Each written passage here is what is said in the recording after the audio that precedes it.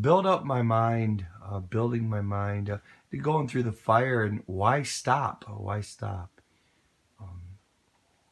In America, us men, myself included, we adore beauty. We can't escape the Word of God that, in fact, man judges with their eyes. That there's something ingrained in man that when beauty hits our eyes, in a sense that it must make instantly some sort of happy chemical, be it dopamine um, or one of the happy chemicals that if it's um, different hormones or what have you.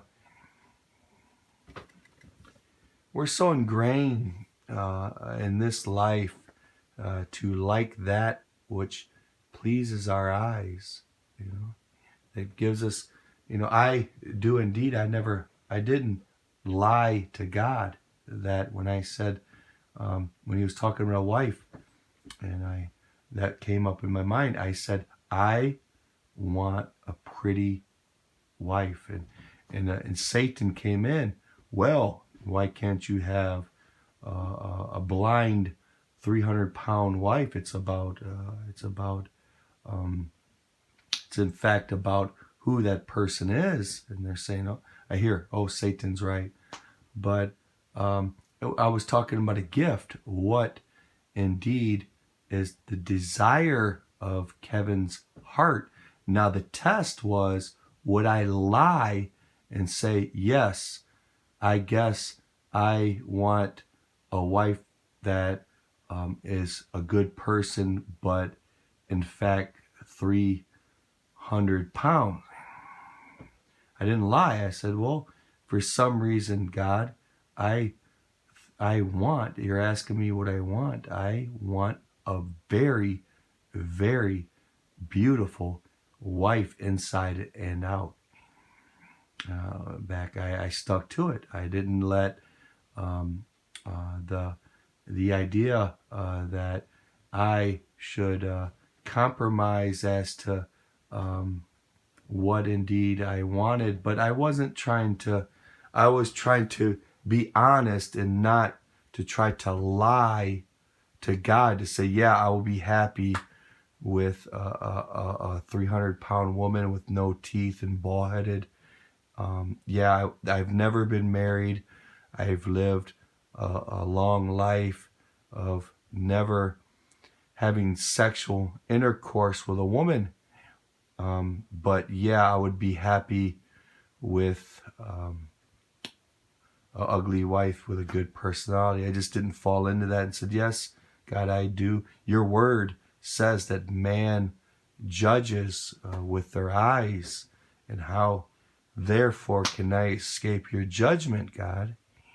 But I do I do want inner beauty, I think, more than any man probably on the planet.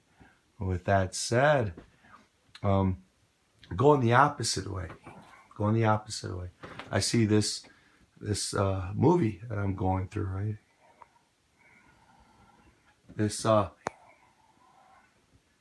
Now we'll watch a little bit about.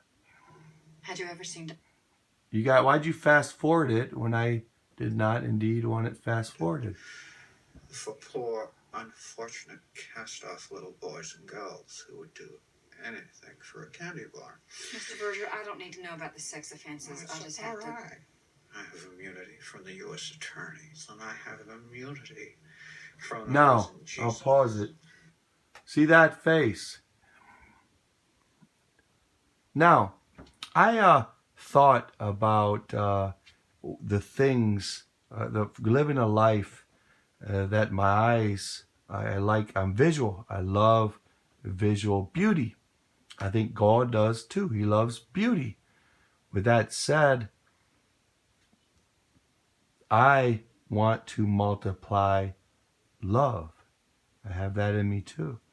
That in fact, I know that Jesus was in the time of leprosy. then in fact the phalanges would fall off.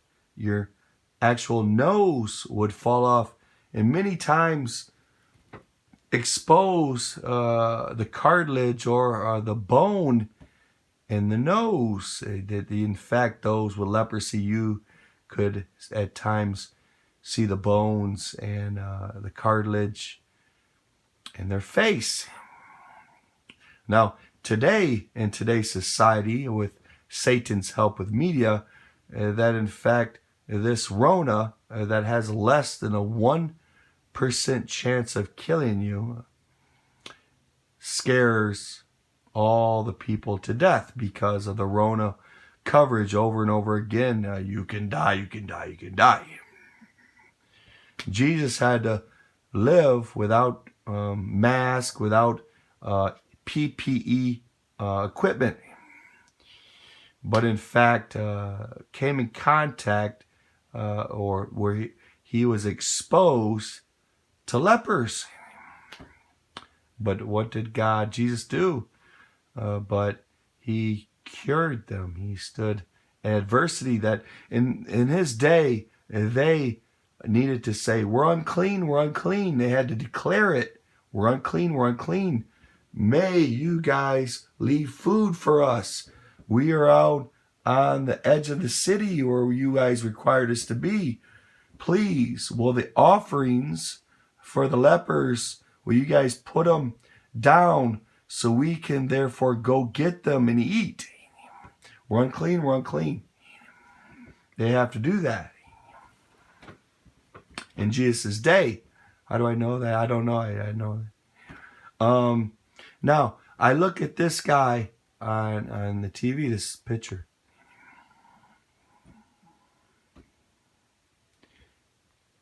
Somebody that's horribly burned. My stepsister, she got burned so bad that in fact they had to, her nose, her ear, and they had to make new eyelids for her. Make new eyelids. Many operations. She looks way better to me than this picture of makeup. This makeup. I want to look at it and think, how does that person feel in that dilapidated temple? If I should run across such a person in that state of a temple, maybe it's your daughter, maybe it's your son, maybe in other countries to scare Christians, Christian women, and to scare women in submission, pretty women that try to get political or try to say no to a rape or something of an Arabic advance, that Arabic men would get, some would get angry and in fact get acid and throw it in the face of a beautiful, stunningly beautiful woman to destroy that which is beautiful out of spite and anger and hate. But in fact, what if your daughter, your beautiful, pristine daughter, was attacked with acid in the face? Would the loss of her beauty, say indeed that the acid attack left her like that? Would you do that would help or hurt? Would you, if you seen her, say it's a her, if you saw her, would you in fact throw up? Would you turn your head? Would you run? Would you train yourself to go through the sickening feeling? You get sick at first, but some people look at it and they like it. It's a scary movie. There's different lenses. But in fact, I want to train myself to see somebody in a broken temple and to go to them and do that which is unexpected, to go and kiss them on the lips. And not do it like just a pride thing, not a pride thing. Talk to them, hang out with them, show them you love them and kiss them and I care. I love you, and love them. I've seen Smile Train. I gave to the Smile Train a number of times where cleft lips, they're born and they do an operation. They look beautiful. It's like when they show the cartoon or the videos of the cleft lips, I could see them and I'm like, smile, you're beautiful. They're ostracized. Kids hate them. I'd go up to that kid. I'd practice. I'd put pictures on the wall that, in fact, if I was in another country, you got an ostracized kid that has a cleft palate, and to love him. You're made in the image of God. Again, that could get fixed. It's to love you. I put it on my wall to desensitize myself to that. So the one thing that's got me, there was this video on YouTube of this very beautiful man that would go to special kids, and he would talk to them. Really, Mr. Rogers, a cool Mr. Rogers. He'd go and show them they're special, and talk to them. There was one girl that was really messed up, but she had a lot of spit in her, like foam, actual foam in her mouth. And I always taught myself, okay, I want to kiss the face and just loving, but she had foam in her tongue, and I was like, okay, that does gross me out. Let me try to beat that. How do I beat that? That's where I'm at. I'm at the foam. I'll beat it, but she can't help it. It's not her fault. It's not my fault. We're in a fallen world, and we have to we have to get more like Jesus. With Jesus that had to grow in wisdom and stature, would he be grossed out by foam? Should he be? Is it that kid's fault that they were made that way? Should we aspire to hit a knee and agree with Satan? This girl with her tongue out and foam ever at her lips. Should we indeed hit a knee? That's gross. That's gross. That's gross. Ugh, I don't, get away from me. Kill it. Kill it. Kill it. Go away. Or should we not agree with Satan?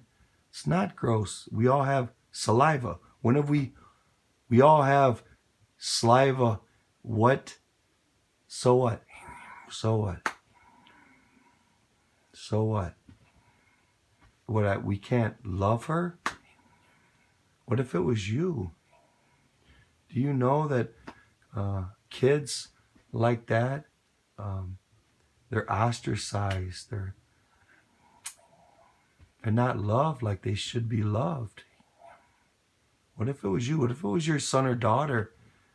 Would you want other people pointing, making fun, and just killing the heart of your kid? Who's the evil one? You're agreeing with Satan. That in fact, look, you're agreeing with Satan that you're better. That you somehow, that's ugly, and you're pretty when you're judging that temple to be ugly, making you ugly. God sees the heart. We see the temples. I don't want to be ugly to God. I don't want to be ugly to God.